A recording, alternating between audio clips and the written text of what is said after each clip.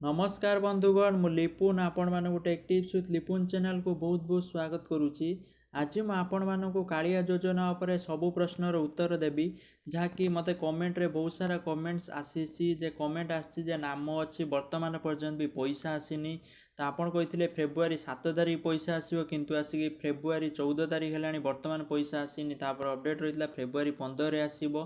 तो वर्तमान पर्यंत कहारी की भी पैसा मिलनी। तो कौन पाई एते लेट होची आमर थर्ड लिस्ट जो माने भी एबे एबे नुआ अप्लाई करथिले तांकर पुणी थर्ड लिस्ट केबे आसीबो आ भूमिहीन मानक 12,500 टंका मिलिबो कि केते टंका मिलिबो। तो यहीपरि भाव बहुत क्वेश्चन आंसर आपण मैंने ये भिडियो रे पाइबे। जदि आपण मनरे कौन भी क्वेश्चन अच्छी ताले निहाती भाव भिडियोटी शेष पर्यंत देखंतु आपण सब क्वेश्चन आंसर पाइबे। आ भिडियोटी भल लगे निश्चित भाव रेड कलर जो सब्सक्राइब बटन अच्छी ये चैनल को सब्सक्राइब करनियंतु कारण ये बहुत सारा इनफॉरमेशन आगु आपण मैंने ये चैनल माध्यम पाइपर। तो चलतु स्टार्ट करनवा।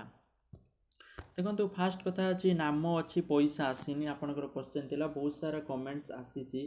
तो मु कही रखुची नाम अच्छी आपंकर पैसा आसीजिव जो मानकर ना अच्छी से 100% गारंटेड पैसा मिलिबो। हुए तो सेमानकर पैसा आसवा लेट होची कहीं ना गोटे गोटे परिवार समस्ते आवेदन करनी से डॉक्यूमेंट वेरिफिकेशन करा जाउची।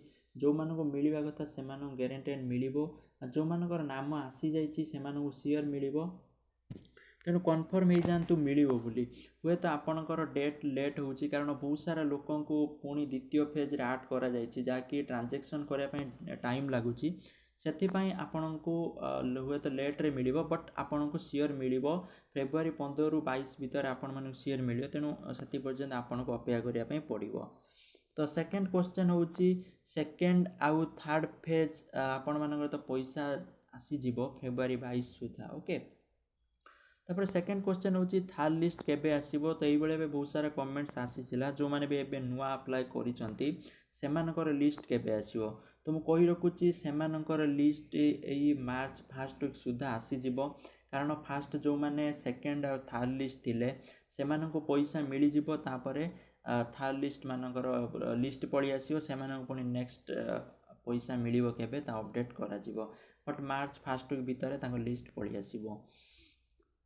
तापर क्वेश्चन थिला भूमिहीन मानक 12,500 टंका मिलिबो ना केते टंका मिलियो। देखंतु मु कस्टमर केयर सहित बहुत कथा होइतिली तो पूर्व अपडेट थिला 12,500 टंका मिलिबो बट कस्टमर केयर जहाँ भी अपडेट रखुचंती कहउचंती जे 12,500 टंका मिलिबा कथा किंतु फास्ट आपन को किस्ती वाइज दिया जिवो।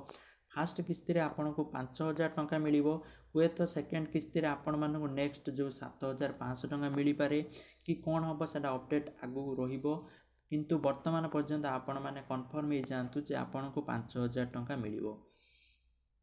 तो मुझे अपडेट देला बेलू डेट तारीख तो बहुत सारा लोक फेक कहते नॉट गुड इनफॉरमेशन। तो मुझे कही रखुची तो इनफॉरमेशन मु दौनी इनफॉरमेशन मु कस्टमर केयर सहित कथा होची जहाँकि सेमाने अपडेट रखुचंती गवर्नमेंट सरकार जहाँ भी ओडिशा गवर्नमेंट सरकार अपडेट रखुची जेते तारीख केबे मिलिबो कोन पई लेट हबो सेमाने जहाँ इनफॉरमेशन दउचंती मु आपण मानू बताउची। तो आपण माने निश्चय भाव क्लियर हो जातु यही डेट मानक मिलिबो। हुए तो आपन को डेट टी अधिका चेंज होची जहाँकि फेब्रुआरी 7 तारिख थिला बर्तमान फेब्रुआरी 15 तारिख रही आ 22 तारिख रही। तो ता भीतर निश्चय भाव मैं आशा करछि पैसाटी मिल जिवो कारण बहुत सारा लोक आवेदन करनी से प्रॉपर्ली वेरीफाई करा जाउछि समस्त को मिली पारिबो कि नाही।